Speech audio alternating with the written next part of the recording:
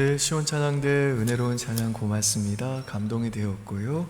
우리 하나님께도 큰 영광 된 줄 믿습니다. 지난 주일에 저희가 컴패션 주일로 보냈는데요. 우리 성도님들이 많이 참여해 주셔가지고요. 1대1 결연이 228분이 그렇게 후원을 참여해 주셨습니다. 또 성경 후원도 한 88분이 또 후원을 해 주셨고요. 또 기타 후원금으로 또 헌금해 주신 우리 성도님들도 계십니다. 이 귀한 사역을 위해서 또 기도해 주시고 또 동참해 주신 우리 성도님들께 감사의 마음을 전합니다. 그리고 이번 주 화요일 날 저희가 권사 세미나를 가지게 될 것입니다. 저희 교회에 우리 권사님들이요, 시무 권사님, 협동 권사님 해서 한 680분 정도가 계세요. 그래서 은평교회 권사님이라고 한다면 이 권사 세미나에 다 참여하셔서요, 또 함께 은혜를 나누었으면 좋겠습니다. 많은 동참 부탁드립니다. 지난 시간에 우리가 살펴본 대로 이 다윗은 이 사울 왕이 두려워서 자신의 가족과 자신을 따르는 그 600명의 사람들과 함께 이 블레셋 땅으로 망명을 했습니다.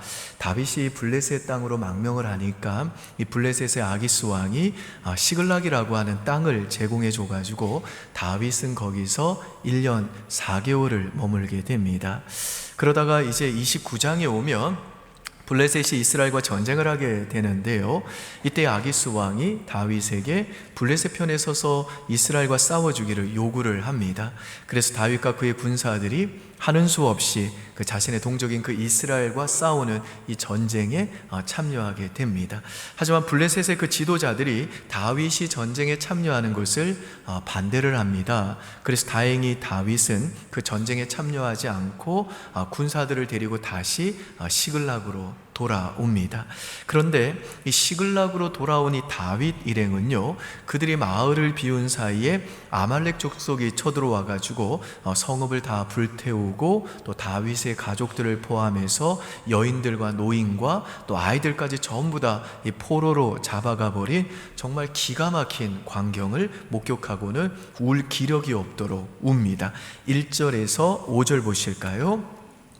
제가 한번 읽습니다. 30장 1절에서 5절입니다. 다윗과 그의 사람들이 사흘 만에 시글락에 이른 때에 아말렉 사람들이 이미 네겝과 시글락을 침노하였는데 그들이 시글락을 쳐서 불사르고 거기에 있는 젊거나 늙은 여인들은 한 사람도 죽이지 아니하고 다 사로잡아 끌고 자기 길을 갔더라. 다윗과 그의 사람들이 성읍에 이르러 본즉 성읍이 불탔고 자기들의 아내와 자녀들이 사로잡혔는지라.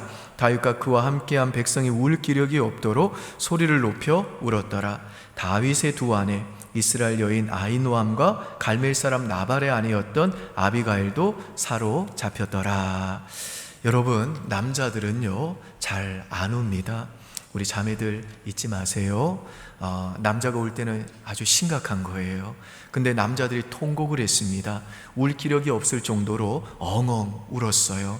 남자들은 웬만해서는 안 우는데 이렇게 울었다는 건 그 마지막 의지까지도 꺾였다는 뜻입니다. 완전히 바닥까지 떨어졌다는 거예요.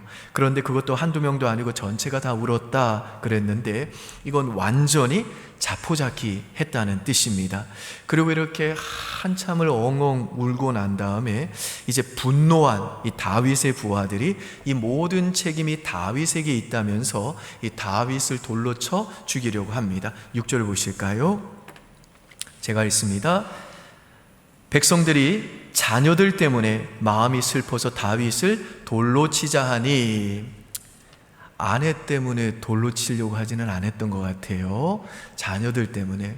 이런 걸 보면 우리 남성분들도 아버지들도 어머니 못지않는 자녀에 대한 사랑이 있는 것 같습니다. 사실 이 모든 일은요, 다윗이 하나님을 신뢰하지 못하고 어리석게도 이 블레셋 망명이라고 하는 잘못된 선택을 했기 때문입니다. 그래서 지금 다윗은 자신의 그 잘못된 선택 때문에 결국 지금 이렇게 성읍은 불타버리고 처자식을 포함해서 자기가 사랑하는 모든 사람들이 포로로 사로잡혀가고 그와 생사고락을 함께 했던 부하들마저도 돌을 집어 그를 쳐 죽이려고 하는, 자신에게 등을 돌리는 그야말로 절체절명의 위기에 처하게 된 것입니다. 근데 놀랍게도요, 오늘 본문에 보니까 다윗이 이런 절망의 잿더미에서도 다시 일어납니다. 그래서 이 시간에는 이 다윗의 모습을 통해 절망의 잿더미에서도 다시 일어서는 길에 대해서 생각해 보고자 합니다. 첫 번째, 이 절망의 폐허 속에서도 다시 일어서는 길은요, 내 수준이 아니라 내 신분을 의지하는 것입니다. 오늘 본문 6절 다시 보실까요? 같이 한번 읽습니다. 시작. 백성들이 자녀들 때문에 마음이 슬퍼서 다윗을 돌로 치자 하니 다윗이 크게 다급하였으나 그의 하나님 여호와를 힘입고 용기를 얻었더라. 여기에서 다급하다라고 하는 단어는 괴롭다라는 뜻입니다. 다윗이 몹시 괴로웠다는 뜻이에요. 그래서 절망의 잿더미에 그냥 털썩하고 다윗이 주저앉아 버린 겁니다. 그런데 놀랍게도 다윗은요, 이와 같은 이 다급한 상황 중에서도, 이 위기 상황 속에서도 다시 하나님을 힘입어 용기를 얻었다고 합니다. 여기서 이 용기를, 여기서 힘입었다라는 이 단어는요, 힘을 내다 혹은 힘을 얻다라는 뜻인데요. 그런데 이 힘을 얻다라고 하는 이 단어가 내가 힘을 내야지, 내가 일어나야지 하는 것처럼 내 안에 있는 힘을 내가 지어 짜내가지고, 그래서 내 안으로부터 나오는 힘이 아니라 내 외부로부터, 하나님으로부터 공급받아서 가지게 된 하나님의 힘을 가리킵니다. 그리고 6절에 보시면 여호와를 힘입었다라는 말이 나오는데, 이 여호와라는 말은 자기 백성과 언약을 맺으시고 그 백성을 끝까지 포기하지 않고 그 언약의 약속을 반드시 이루시는 하나님이시라는 뜻입니다. 그리고 여호와를 힘입었다라는 이 말은요, 문자 그대로 직역을 하면 다윗이 하나님 안에서 힘을 얻었다라는 뜻입니다.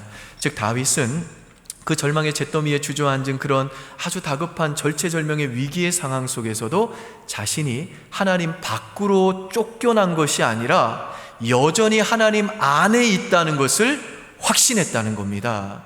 여러분, 이것은 다른 말로 하면요, 다윗은 비록 그가 하나님께 불신앙의 죄를 지어서 이런 다급한 위기에 처했지만, 그럼에도 불구하고 다윗은 그 절망의 잿더미에 주저앉아 있는 그 상황 속에서도 나는 여전히 하나님 안에 있다, 나는 여전히 하나님의 사랑을 받고 하나님의 절대적인 보호를 받고 있는 하나님의 백성이고 하나님의 자녀다 라고 하는 이 믿음이 있었다라는 겁니다. 그리고 다윗이 믿음을 가지고 하나님을 아주 짧은 시간, 그 몇 초, 그 1초라도 하나님을 다시 바라보니까 즉각적으로 그 믿음을 통해 하나님이 그 하나님의 힘을 그에게 공급해 주셔가지고 다윗이 이 하나님의 힘을 힘입어 용기를 내어 그 절망의 잿더미에서 다시 일어섰다라는 겁니다. 여러분, 그런데 오늘 이 다윗의 모습을 여러분 보시면 좀 뻔뻔하다라는 생각이 들지 않으세요?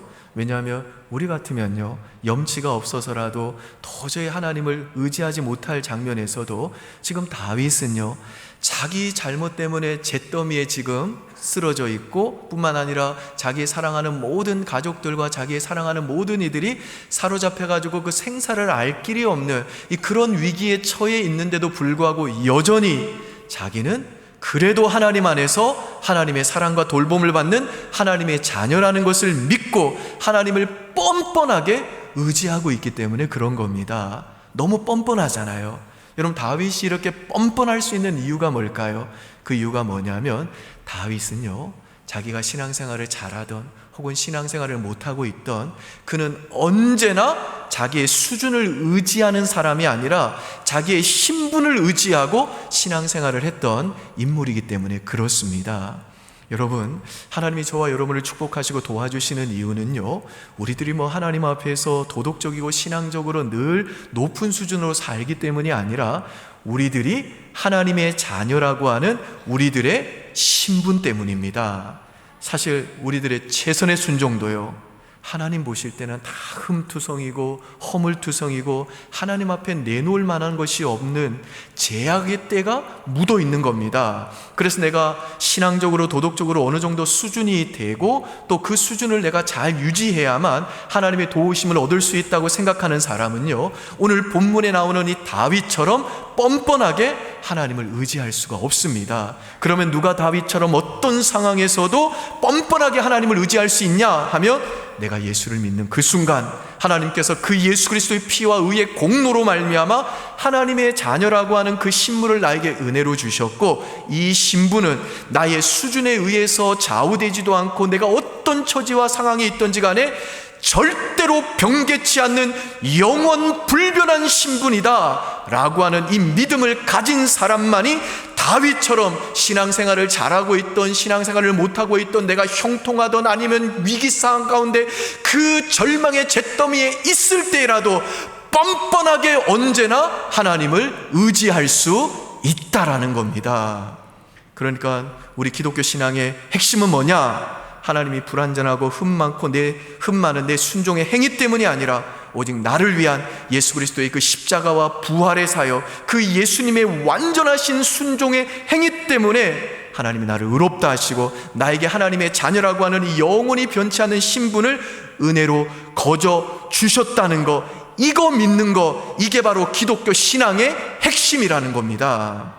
그래서 설령 내가 불순종해서 다급한 일을 당했다 할지라도 하나님은 내가 하나님의 자녀라고 하는 그 단 하나의 이유 때문에 또 나를 다시 일으켜 주시고 또 나의 부르짖음에 응답하시고 위기 가운데 있는 나를 또 도와주신다는 이 믿음이 바로 절망의 잿더미에서도 우리들이 다시 일어서게 만드는 힘이라는 겁니다. 믿습니까 여러분? 아멘. 우리 아가서 4장 9절 한번 볼까요? 우리 같이 읽습니다. 시작. 내 누이 내 신부야, 내가 내 마음을 빼앗았구나. 내 눈으로 한 번 보는 것과 내 목의 구슬 깨미로 내 마음을 빼앗았구나. 이 아가서는요, 하나님이 신랑이세요. 그리고 또 그 신부가 하나님의 백성인데, 신랑 되신 하나님과 신부인 누이인 그 하나님의 백성 간의 사랑을 노래한 아주 아름다운 책입니다. 그런데 여기에 보시면 내 누이 내 신부야, 내가 내 마음을 빼앗았구나. 내 눈으로 한 번 보는 것과 내 목의 구슬 한 꿰미로 내 마음을 빼앗았구나 라고 하는데요, 이 말씀을 NASB 영어 성경에 보니까 네가 한 번 나를 쳐다보는데 너의 그 눈빛이 나의 심장을 빨리 뛰게 하는구나 라고 그렇게 번역을 했습니다. 그러니까 우리가 불순종으로 인해 다윗처럼 다급한 중에 있을지라도 그냥 그 위기 가운데 우리들이 아버지 하고 그렇게 단 한 번, 단 1초만 바라보기만 해도 우리가 그렇게 단 한 번의 바라봄으로 인해 우리 하나님은요, 우리를 너무너무 사랑하시기 때문에 하나님의 그 심장이 빨리 뛰기 시작한다라는 겁니다. 심지어 우리들이 다윗처럼 불순종으로 인해 잘못된 선택을 해가지고 하나님을 대적하는 자들의 편에 서서 정말 하나님의 가슴에 대못을 받고 하나님의 마음을 아프게 했다 할지라도 하나님은요, 절대로 우리에게 실증내는 법이 없다는 겁니다. 우리가 냉담한 마음으로 그분으로부터 멀어지고 도망가고 이런저런 핑계를 댄다 해도 하나님은요, 우리들이 그분을 떠나자마자 우리들이 그분으로부터 등을 돌리지 말자 또 양 99마리를 두고 양 한 마리는 나를 찾아 나서는 하나님이시라는 겁니다. 그리고 내 잘못으로 인해 내가 다급한 인생의 큰 위기 가운데 빠졌을지라도 내가 다시 죄를 회개하고 다시 하나님께로 돌아가서 내가 그분을 믿음의 눈으로 단 한 번, 단 1초라도 쳐다보기만 해도 그분의 심장이 빨리 뛰기 시작할 정도로 하나님은 그렇게 우리를 사랑하신다는 겁니다. 여러분, 이 진리가요, 이런 하나님의 이런 모습이 늘 넘어지고 실패해서 또 넘어지고 반복해서 실패하는, 그래서 하나님 앞에 고개를 들 수 없을 정도로 늘 부끄럽고 죄송한 마음을 자주 가지는 우리로서는요, 정말 믿기 어렵습니다마는 사랑하는 여러분, 우리 하나님은요, 이렇게 우리들이 도저히 믿기 어려울 만큼 우리를 사랑하시는 우리 아버지십니다. 그리고 이걸 믿는 믿음이 바로 절망의 그 잿더미에서도 다시 우리들이 일어나게 만드는 힘이라는 것입니다. 여러분, 지금 여러분 중에도 어쩌면 다윗처럼 울 기력이 없을 정도로 목 놓아 울 만큼 너무나도 다급한 인생의 위기를 만나가지고 절망의 그 잿더미 가운데 그냥 털썩하고 주저앉아 있는 분들 계실 겁니다. 그래서 내 인생이 여기에서 끝난 것 같고 내 앞길도 너무너무 막막하고 깜깜해가지고 이제는 더 이상 그 기회가 없는 것 같아서 내 인생이 이제 여기서 마무리되나 보다 라고 싶은 그런 절망의 잿더미에 주저앉아 있는 분들 있겠다 싶어요. 여러분, 그러나 꼭 기억하십시오. 그 절망의 잿더미에 주저앉아 있는 그때도 여러분 꼭 기억하십시오. 그래도 하나님은 여러분의 아버지시고 여러분은 하나님의 자녀입니다. 자녀가 위기에 처했는데 그 자녀가 그동안 잘한 거 못한 거 따져서 자녀를 구해내는 부모가 어디 있겠어요? 부모가 자녀를 불쌍히 여기고 사랑하는 이유는 단 하나뿐인 겁니다. 자기 자식이기 때문인 겁니다. 그런데 오늘날 많은 성도들이 자꾸만 자기 수준을 의지해서 하나님께 나아가려고 그래요. 그러다 보니 자기가 좀 신앙생활을 잘하고 있으면요, 그게 또 자기 의가 되어가지고 하나님 앞에 교만해지고, 또 자기가 또 넘어지고 실수하고 또 뭘 잘못하면요, 나는 또 너무 많은 죄를 지어가지고 하나님께 나아갈 자격이 없다고 한없이 좌절하고 낙심합니다. 그러나 여러분 잊지 마십시오. 이렇게 내 수준을 의지해가지고 하나님께 나아가게 만드는 거, 그래서 내 수준 의지해가지고 내가 교만하게 만들고 하나님 앞에 못 나가게 만드는 건 우리를 대적하는 마귀 사탄의 역사입니다. 여러분, 누가 자기 수준 의지해서 하나님께 나아가래요? 성경에는 그런 얘기 안 나옵니다. 여러분, 지금 여기에 있는 우리 중에서요, 정말 내 수준 의지해가지고 하나님 앞에 설 사람 누가 있습니까? 단 한 명도 없습니다. 그런데 우리는 모두 하나님 앞에 도무지 설 수 없는 자격 없는 죄인들이었는데 하나님께서 그 아들 예수 그리스도의 보혈의 피의 공로로 말미암아 우리의 모든 죄를 깨끗이 씻어주시고 우리에게 하나님의 자녀라고 하는 신분을 주신 겁니다. 내가 하나님의 자녀라고 하는 이 신분은요, 내 수준이나 내 도덕적인 상태나 내 상황이 어떠하든지 간에 절대로 취소되거나 변개할 수 없는 영원 불변한 신분인 겁니다. 그래서 우리는 언제나 내 수준이 아니라 이 자녀됨의 신분 의지하고 하나님께 나아가는 겁니다. 이게 복음입니다. 이게 은혜입니다. 이게 자녀됨의 권세입니다. 믿습니까, 여러분? 아멘. 그러므로 사랑하는 여러분, 지금 여러분이 설령 불신앙과 불순종으로 인해 실패하고 또 그래서 예기치 못한 인생의 큰 어려움을 만나 정말 지쳐서 울 기력이 없을 정도로 절망적인 상황을 만났다 할지라도 예수 믿는 나는 그래도 하나님의 사랑받는 자녀다. 하나님은 여전히 나를 사랑하시고 돌보시고 보호하시는 나의 아버지시다. 내가 설령 불신앙과 불순종으로 인해 범죄하고 넘어졌다 할지라도 내 수준과 상관없이 내가 하나님의 자녀라는 이 신분에는 변화가 없다라고 하는 이 하나님의 자녀라고 하는 이 신분 의지하시고 뻔뻔하고 담대하게 당당하게 하나님 앞에 나아가시기를 바랍니다. 그래서 하나님으로부터 주어지는 힘 얻고 용기 내어 절망의 잿더미에서도 다시 일어서는 우리 성도님들 되시기를 주의 이름으로 축원드립니다. 두 번째, 절망의 잿더미에서도 우리가 다시 일어서는 길은요, 하나님께 나아가서 기도하는 것입니다. 제가 지난 시간에 말씀드린 대로 27장에서 다윗이 블레셋으로 망명한 후에 다윗이 하나님께 기도했다는 표현이 한 번도 안 나옵니다. 다윗의 삶 속에 갑자기 기도가 사라진 것이죠. 그러다가 오늘 본문에서 다윗이 하나님을 힘입고 용기를 얻자마자 다윗에게 다시 회복된 게 뭐냐면 기도예요. 그래서 다윗이 하나님께 힘입어 용기를 얻자마자 제일 먼저 한 일이 뭐냐? 하나님께 나아가 다시 기도합니다. 우리 7절과 8절 보실까요? 제가 읽습니다. 다윗이 아히멜렉의 아들 제사장 아비아들에게 이르되 원하건대 에봇을 내게로 가져오라. 아비아들이 에봇을 다윗에게로 가져가매 다윗이 여호와께 묻자와 이르되 이 군대를 추격하면 따라잡겠나이까 하니, 여기에 나오는 이 에봇은요, 대제사장이 입는 그 가슴과 등을 덮는 입는 긴 조끼 모양의 의복인데요, 구약시대에는 이 하나님의 뜻을 묻고자 할 때 대제사장이 이 옷을 입고 그 옷 안에 있는 우림과 둠빔이라는 돌을 통해서 하나님의 뜻을 확인했습니다. 그러니까 이 돌이 어떤 면에서는 제비와 같아가지고 하나님 내가 어떻게 할까요? 했을 때 우림이 나오면 이렇게 하고 둠빔이 나오면 이렇게 하고, 이런 식으로 하나님이 그 인도하심을 보여주셨습니다. 그러니까 다윗이 지금 하나님께 나아가 기도한 겁니다. 여러분, 우리나라 문화 중에 체면 문화라는 게 있죠. 그래서 초창기 때 외국 선교사들이 왔을 때 한국인들에 대해서 이해가 잘 안 되는 부분들 중에 하나가 이거였다고 그래요. 우리는 예스가 노일 때가 많고 노가 예스일 때가 많대요.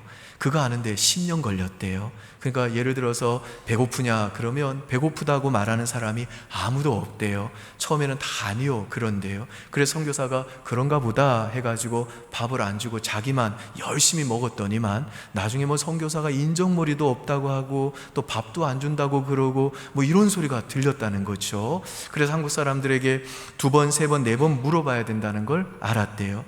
배고프냐? 아니요. 그래도 먹으라고. 아니요. 그래도 붙잡아서 반드시 먹으라고. 이래야지 먹는데요. 선교사들이 이런 한국인의 체면 문화를 이해하는데 굉장히 오랜 시간이 걸렸다 그럽니다.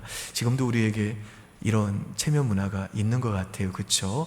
이건 좋게 말하면요, 그만큼 우리나라 사람은요 정이 많다는 거죠. 그러니까 한 번 물어보는 게 아니라 2번, 3번, 4번 꼭 그렇게 물어볼 정도로 정이 많은 거예요. 근데 여러분, 우리가 하나님 앞에 설 때는요 체면 부리면 안 됩니다.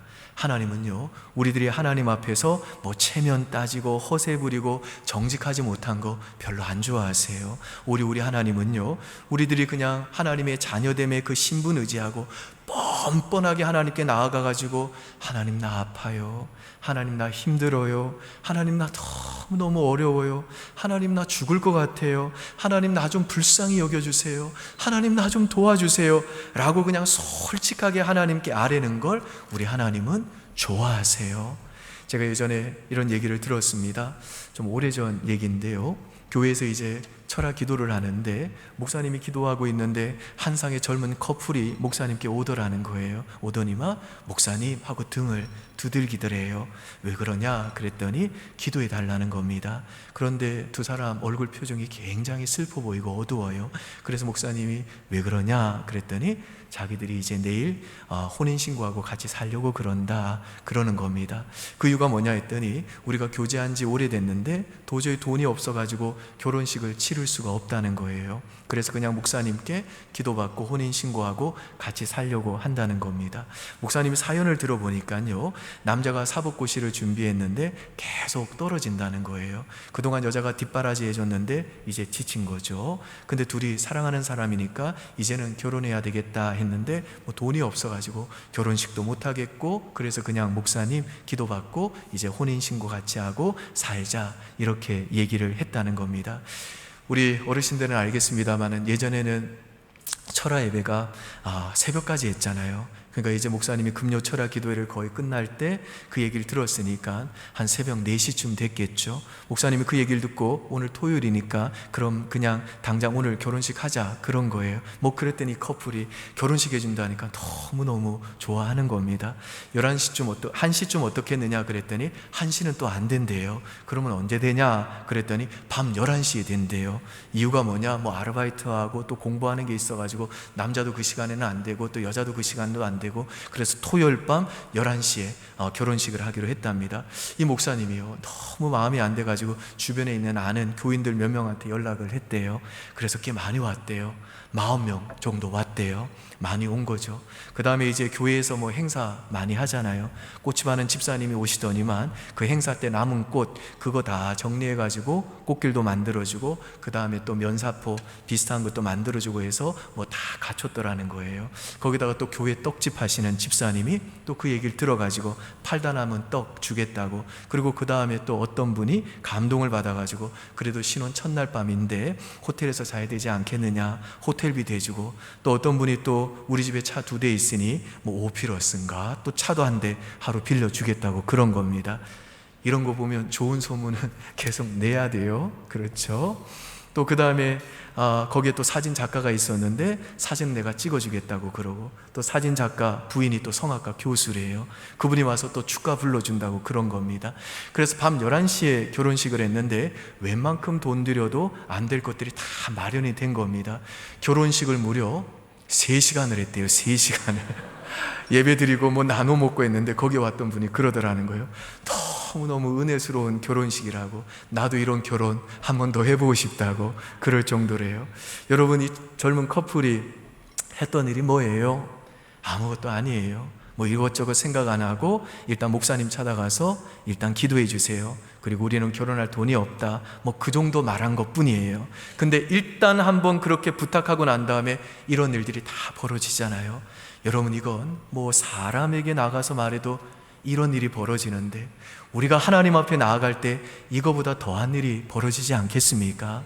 여러분, 소망이라는 게 뭔지 아십니까? 내 계획이 꺾였을 때 하나님이 좀 더 나은 계획을 갖고 계시다는 거 믿는 겁니다. 그래서 내가 품고 내가 계획하는 것들이 내 인생 가운데 반드시 이루어져야 되는 거 아닙니다. 그거 꺾이더라도 하나님이 더 좋은 곳으로 예비해 주신다는 겁니다. 여러분, 로마서 4장 18절에 보니까 아브라함이 바랄 수 없는 중에 바라고 믿었다고 했는데 그때가 언제였어요? 나이 100세가 됐을 때입니다. 그때는 소망이 없는 때잖아요. 그런데 아브라함은 그때도 믿었대요. 소망을 그때도 가졌대요. 그랬더니 내 후손이 이같이 되리라 하신 말씀대로 되더라는 것입니다. 사랑하는 여러분, 여러분이 지금 절망의 잿더미에 주저앉아버린 가장 절망적인 바로 그 순간이 하나님 앞에 소망을 붙들어야 될 시간이라는 거 믿으시기를 바랍니다. 그리고 가장 절망적인 그 순간에 하나님께 일단 기도를 아뢰십시오. 지금 내가 가진 게 없으면 어때요? 여러분이 대책 세우는 거 아닙니다. 우리가 일단 하나님께 기도로 아뢰면요, 하나님께서 우리 인생을 위해 하나님이 친히 대책을 마련해 주시고 우리의 길을 인도해 주신다는 겁니다.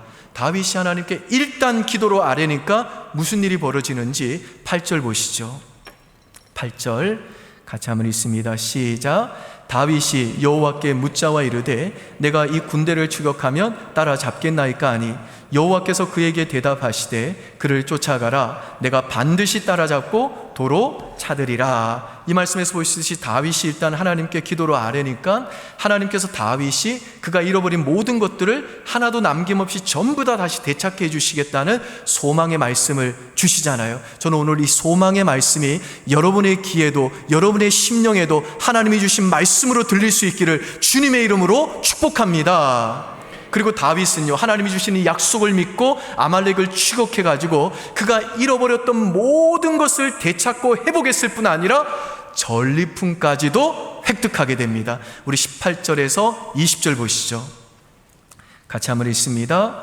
다윗이 아말렉 사람들이 빼앗아 갔던 모든 것을 도로 잡고 그의 두 아내를 구원하였고 그들이 약탈하였던 것 곧 무리의 자녀들이나 빼앗겼던 것은 크고 작은 것을 막론하고 아무것도 잃은 것이 없이 모두 다윗이 도로 찾아왔고 다윗이 또 양떼와 소떼를 다 되찾았더니 무리가 그 가축들을 앞에 몰고 가며 이르되 이는 다윗의 전리품이라 하였더라. 할렐루야. 아멘. 여러분, 저는 정말 오늘 이 다윗이 경험한 이 회복의 역사가 저와 여러분의 삶 속에도 일어나게 되기를 주님의 이름으로 축복합니다. 축복합니다. 축복합니다. 믿음이 뭐냐? 다윗에게 일어난 이 하나님의 회복의 역사가 하나님께서는 나에게도 일어나게 하실 수 있다는 거 믿는 거, 이게 믿음인 줄 우리 성도님들 믿으시기를 바랍니다. 오늘 이 믿음 갖고 이 예배당 나갈 수 있기를 주님의 이름으로 축복합니다. 여러분, 저는 오늘 이 절망의 잿더미에서도 다시 일어선 이 다윗을 보면서요, 잠언 24장 16절 말씀이 떠올랐습니다. 잠언 24장 16절 한번 같이 한번 읽겠습니다. 시작. 대저 의인은 7번 넘어질지라도 다시 일어나려니와. 아멘. 여기 나오는 의인은요, 예수 믿는 하나님의 자녀입니다. 근데 이 사람은요, 7번 넘어졌대요. 사실 뭐 7번 연속으로 실패하는 것은 웬만큼 무능력한 사람이 아니고는 어렵습니다. 그리고 한 자리에서 7번 연속으로 넘어진 것을 보니 이 사람은요, 예수 믿는 사람이지만 틀림없이 감각이 무딘 사람임에 틀림이 없습니다. 그런데 이 무능력한 사람이 7번이나 넘어졌는데 다시 일어난다고 말씀해요. 여러분, 도대체 어떻게 이런 일이 가능할까요? 이 사람은 능력은 없지만 고집은 있었기 때문일까요? 이 사람은 아니면 남들보다 그래도 고통에 무딘 것이었을까요? 또는 역경을 극복하는 능력이 이 사람은 남보다 대단했기 때문이었을까요? 그렇지 않습니다. 하나님께서 7번 넘어진 이 사람을 다시 일으켜 주셨기 때문입니다. 즉, 이 말씀에서 우리가 주목해야 될 사실은 7번 넘어진 이 사람이 아니라 7번 넘어진 이 사람을 그래도 끝까지 포기하지 않고 다시 일으켜 주시는 하나님이시라는 겁니다. 여러분, 세상 사람들은요, 같은 실수를 7번씩 반복하는 사람을 도와주지 않습니다. 한두 번 피해를 보고 또 금전적인 손해를 보았다고 하면요, 가족이라도 등을 돌립니다. 지금 다윗과 생사고락을 했던 이 부하들도요, 그 자식 문제, 가족 문제가 딱 걸리니까 다윗 돌로 쳐 죽이려고 하잖아요. 이솝 우화에 나오는 그 양치기 소년 이야기도 나오듯이 사람의 인내는요, 3번을 넘기기가 힘든 법인 겁니다. 그러나 똑같은 일에 똑같은 장소에서 7번이나 넘어진 우리를 아무도 돌아보지 않을 때 그 순간에도 우리 하나님은 그분의 손을 내미시고 우리를 다시 일으켜 주신다는 겁니다. 왜냐하면 우리를 향한 이 하나님의 사랑은 unfailing love, 실패하지 않는 사랑이고 포기하지 않는 사랑이기 때문에 그런 겁니다. 여러분, 믿음이란 뭐냐 하면 우리를 향해 내밀어져 있는 하나님의 이 포기하지 않는 사랑의 손을 볼 줄 아는 겁니다. 넘어져 있는 우리를 향해 언제나 내밀고 계신 이 보이지 않는 하나님의 손을 볼 줄 아는 것, 이게 바로 믿음이라는 겁니다.